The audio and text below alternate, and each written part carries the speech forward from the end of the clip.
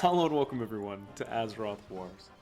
So, to begin with, Azeroth Wars is a large-scale 12-player custom map set in the Warcraft 3 engine with the events staged immediately preceding the events of the Third War. As events and the game plays out, different events may or may not be activated, and it will depend on you to choose your own adventure basically. During this tutorial, we will discuss some of the systems in place, how the map works, and what that means for you as a player, and certain basics that you can hold to, whether you're playing Tauren or you're undead. It doesn't matter. Some of these things should be pretty basic. So let's go ahead and start with the obvious, which is that Azeroth Wars is a control point based system. And that means that every time that pretty little counter in the top right corner ticks down to 0, you will be given a certain amount of gold. And that gold correlates to the value of all of the control points that you have collectively. Now these control points are these little circles on the ground that you can see, and this will be what you are fighting for, or essentially. And different bases will give different amounts of money depending on their importance, difficulty of attainment, and stuff like that. But generally they're pretty fair. Second thing, the resource that you will have to pay attention to is lumber. And this is harvested normally as you would in any other regular game. Just have a lumber mill nearby, assign some workers to the tree line, and fire and forget. But you have to remember that in Azeroth Wars, lumber tends to go pretty quickly. And it's a bit of a feast or famine situation. You either have all the lumber in the world or none of the lumber. So try to keep an eye on that, and remember that you can purchase seeds of regrowth from nearby neutral goblin merchants to regrow your trees, whether or not you need more lumber or you just prefer it to look pretty. That one's me. The third resource is, of course, food. You will start out with a generally pretty large economy, depending on which race you have chosen, but you may find yourself at some point or another having to build farms. Just keep an eye on things. Most units cost 1 food, and it's easy to lose units around the map, so try to make sure you don't lose a pocket of 36 units off on the bottom left there somewhere. And while we are discussing resources, let's go ahead and discuss the accumulation of said resources. Now, you will have games, of course, where you die in the first 10 minutes, and that is unfortunately inevitable in some games. But hopefully this and other guides will help you avoid that fate. But should you make it to the fabled late game, you will probably find yourself flooded with gold at some point. You will have thousands and thousands sitting in the bank, and you will be tired. It will be the, we will be an hour and 15 minutes in, okay? And you've had a long, hard fight. And the demons are just pressing your ass super hard in Kalimdor, and you're not sure you're going to be able to hold 1,000 needles, and you're really tired. Maybe you're going to go to bed, and you're just not at the top of your game, okay? And your ally is dying. It's a real close fight, and you just don't have the energy or the APM to spend all that, and I understand. That's okay. You're busy. That money can pile up. Sometimes you just don't notice.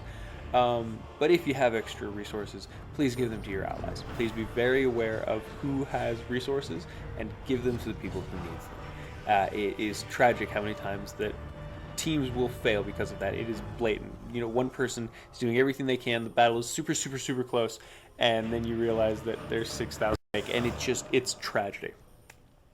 Other common mistakes are blocking. You want to be very careful when engaging with your army not to block your ally or your own heroes into the melee. Some heroes are not revivable, and this can lead to some tension if you're not careful, and can also cause some people to leave the game. Speaking of leaving the game, most races have a second chance, and even if they don't, some of these guides and hopefully videos will give you advice on how to, well, you know what, it's a pirate's life for me, so they say, and basically it'll show you how to stay alive, stick in there, and give it a good shot. That's never a bad thing, guys. There's something to be said about exploring the map during the heat of a real game, like battle going on. Sail the seas during the real dangerous times.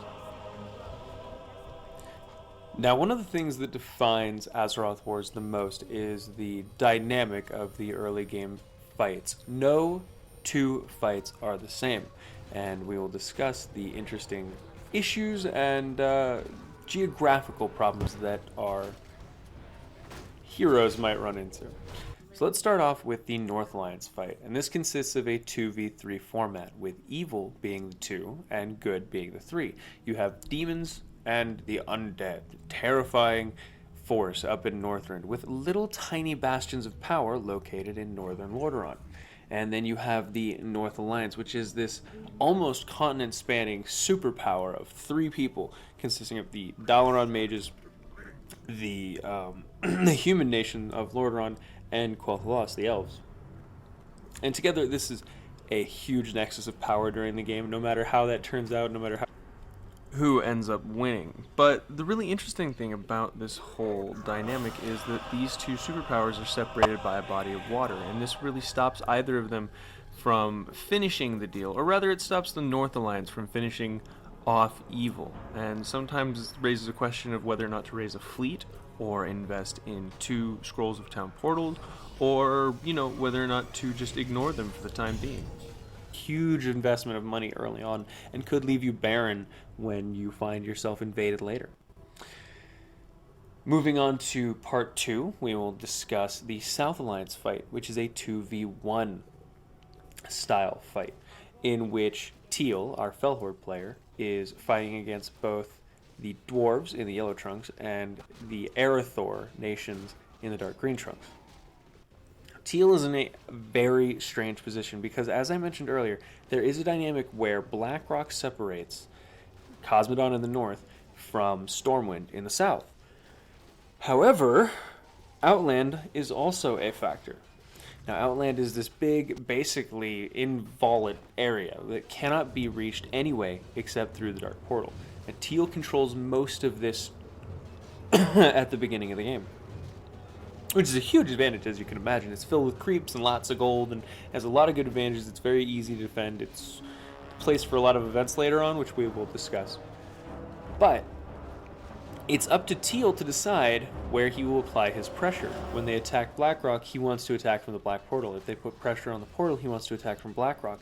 And it is now up to the South Alliance to combine their 2 powers and to find some way to join their forces, because truthfully, they are completely overmatched one-on-one. Even 2-on-1, it's a loss if they're fighting him separately, 2 armies versus 2 armies. But if it's 1 army versus 1 army, their whole is greater than the sum of their parts. You know what I mean? Or the whole is greater than the sum of the parts. That's how it goes. And it's again a very interesting fight, because after you have that first part where evil is driven back into the Dark Portal, you now have to invest this huge amount of effort into digging out this tick if it's been smart, or maybe it didn't lose all of its units there. We'll discuss them as an actual human being. So that's always been fun for me personally from the South Alliance. Good side of things, I find Teal very stressful to play because, again, it is 1v2, and splitting your attention on 2 fronts can be difficult. However, Teal is a very dynamic race, and it offers many openings, so that's to its advantage. And finally, we can discuss the Kalimdor fight, which consists of a 2v2 fight. Sentinels and their druid allies versus Thrall's Horde and the Warsong clan / ogres. This fight is unique in that it takes place on a completely its own continent.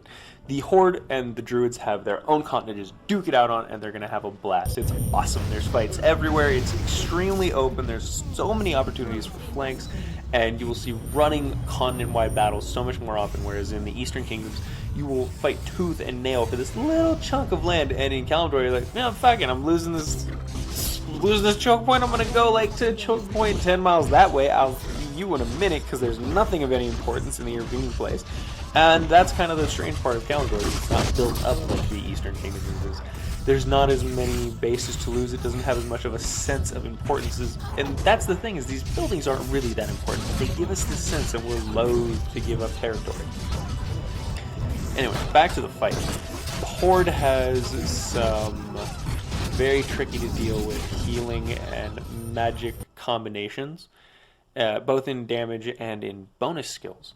Or boosts, rather, and beneficial auras and buffs. But the Night Elves counter this by having some extreme anti-magic counter units, such as the Fairy Dragons, and the Night Elves have a natural resistance to most magic damage. The Druids and the Night Elves, as it exists in the current meta, are at a slight disadvantage, I believe it is generally held. But you know what, guys? Get out there and find out some crazy stuff for us, because the Night Elves and the Druids both have really interesting units, and as we wind things down here, guys, just a few things to keep in mind. While there are many, many, many creeps spread around the map, there are certain strong bastions of power. You'll find them in the oceans, including the Tomb of Sargeras, Gul'dan's old gravesite. Cthulhu, Ragnaros, and the Forgotten One under Azul Naruba all exist. You'll find them where you would expect to find them. Also, if you see someone summoning the Legion, please go stop that person, if at all possible. Red and blue are ticking time bombs of power, and that is the purpose of their existence. A lot of people complain about getting ganged up on, but if you get 2 demons and the Lich King out, that's pretty much the only way to deal with evil at that point. Anyway, guys, I think that's all the things you need to keep on your mind. Just be aware of the map. The game does have many commands, some of which are useful to know, is the -ally, -unally, and space color player that you wish to unally or ally with, or -far, or -reset, which will set the camera at a far distance or reset it, respectively. Something to always keep in mind. You may have lost the battle, but that doesn't mean that you have to leave the units there to die. Always try to avoid giving away free experience if at all possible. That's the nicest way I can put it. And there you go, guys. That was kind of a little teaser video for what I have in mind for most custom maps. You can let me know what you thought. Do you think I should go into what armor types and attack types exist on the map? Because sometimes that's different. Let me know what you think. This was just a look at a more informal kind of mindset, and I hope you guys enjoyed it. If you did, let me know. If you didn't, yeah, let me know. Anyway, I hope you've enjoyed the spazzing out of my random filmings leftovers. Bye, guys.